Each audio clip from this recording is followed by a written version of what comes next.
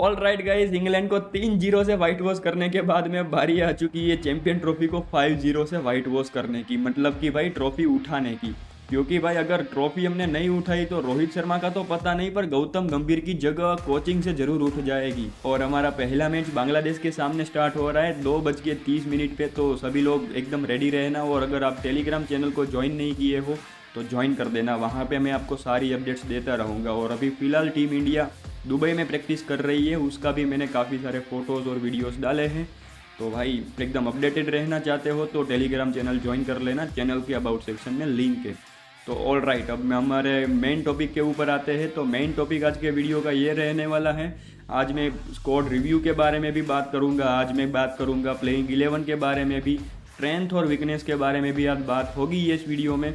और लास्ट में मैं अपनी प्रेडिक्शन भी डालूंगा। तो अभी भी आपने लाइक और सब्सक्राइब नहीं किया है तो लाइक और सब्सक्राइब कर देना। तो सबसे पहले तो हम स्क्वाड रिव्यू की बात करते हैं। तो भाई रोहित शर्मा, विराट कोहली, शुभमन गिल, श्रेयस अय्यर टॉप 4 बैट्समैन रहेंगे। ऑलराउंडर में हार्दिक पांड्या, रविंद्र जडेजा, अक्षर पटेल और वॉशिंगटन सुंदर है। देन 2 विकेट कीपर आते हैं, राहुल और ऋषभ पंत। देन बॉलर में कुलदीप, शमी, हर्षदीप सिंह, वरुण चक्रवर्ती और हर्षित राणा। तो ये पूरी की पूरी स्क्वाड है। आपको शायद यही कई वो फोटो भी दिखाई दे रही होगी। तो भाई मैं इस स्क्वाड को मार्क दूंगा 10 में से 8, क्योंकि काफ़ी ज़्यादा वीकनेस भी है। तो पहले तो हम स्ट्रेंथ के बारे में बात करेंगे, बाद में वीकनेस के ऊपर आएंगे। और सबसे बड़ा जो नुकसान हुआ है ये टीम इंडिया की स्क्वाड में, वो है जसप्रीत बुमराह का ना होना।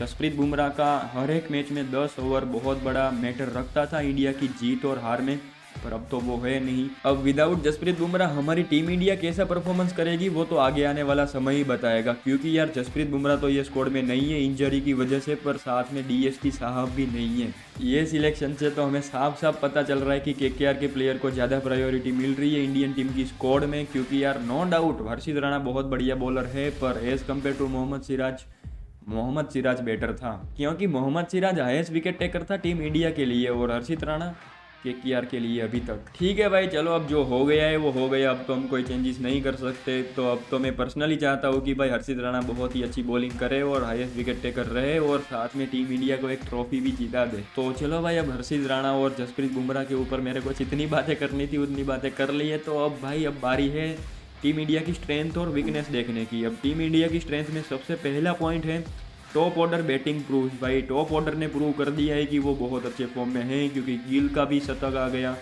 रोहित शर्मा का भी शतक आ गया, और साथ में विराट कोहली की भी 50 आ गई। तो तीनों के तीनों हमारे टॉप ऑर्डर के बैट्समैन बहुत बढ़िया फॉर्म में अब आ चुके हैं भाई। वो सबसे बड़ा बेनिफिट रहने वाला है हमारे लिए। दूसरा स्ट्रेंथ का पॉइंट हमारा ये है कि ऑलराउंडर वर्सालिटी। भाई मतलब अक्षर पटेल, रविंद्र जडेजा और हार्दिक पांड्या, ये तीनों के तीनों ऐसे प्लेयर हैं जितनी भी मुश्किल सिचुएशन हो वहाँ पे जाके बैटिंग और बॉलिंग कर सकते हो और टीम इंडिया को मैच जिता सकते हो।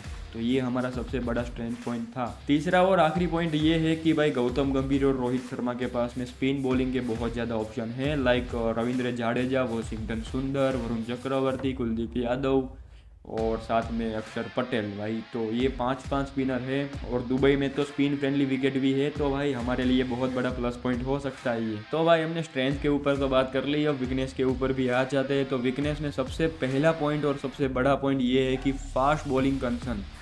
भाई ये बहुत ज़्यादा बड़ी वीकनेस हो सकती है हमारी, क्योंकि हमारे पास में 3 फास्ट बॉलर है, मोहम्मद शमी, हर्षदीप सिंह, हर्षित राणा।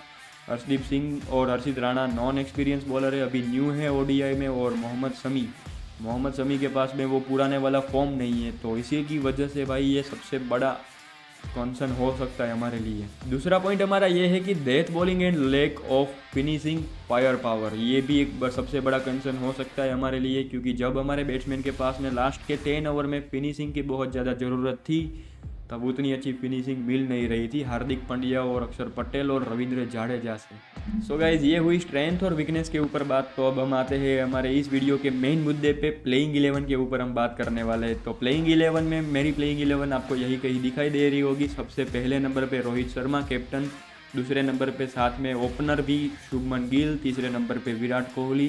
भाई तीनों ने तो बता दिया है कि भाई हम तो फुल्ली डोमिनेट करेंगे। फिर चौथे नंबर पे श्रेयस अय्यर को मैं ला रहा हूँ, 5वें नंबर पे राहुल या ऋषभ पंत, मैं प्रीफर करूँगा केएल राहुल को। 6ठे नंबर पे हार्दिक पांड्या, 7वें पे अक्षर, अगर दोनों में से थोड़ा भी ऊपर नीचे हो सकता है, अगर गौतम गंभीर को left hand right hand combination चाहिए हो तो। फिर 8वें नंबर पे रविंद्र जडेजा आएंगे, 9वें नंबर पे कुलदीप यादव, 10वें नंबर पे मोहम्मद शमी और 11वें नंबर पे हर्षदीप सिंह। हो सकता है कि आपकी प्लेइंग 11 में हर्षित राणा हो, तो आप अपनी अपनी प्लेइंग 11 मेरे को कमेंट बॉक्स में बता देना। सो अब हमारे इस वीडियो के लास्ट पॉइंट पे आते हैं प्रेडिक्शन के ऊपर। तो सबसे पहली prediction top 3 highest run scorer में मेरी ये रहने वाली है। सबसे पहले नंबर पे मैं विराट कोहली को रखना चाहूँगा, क्योंकि भाई बंदे ने प्रूव किया है कि बड़े बड़े आईसीसी टूर्नामेंट में वो सबसे ज़्यादा रन बनाता है, और इस बार भी मुझे ऐसा लग रहा है कि विराट कोहली ही सबसे ज़्यादा रन बनाएगा।